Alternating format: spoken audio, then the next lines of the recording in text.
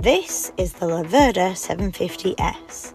This Italian stallion from 1998 has all the styling of a late 90s sports bike, and its twin race-inspired exhausts make it look absolutely badass. The carbon fibre mudguard and other carbon fibre accents really make this Laverda stand out. This 747cc parallel twin produces 94 horsepower, which for a 750 is extremely powerful. With only 15,455 miles from new, it's an extremely low mileage bike for its age. The Italian engineering in this bike makes for an incredible ride.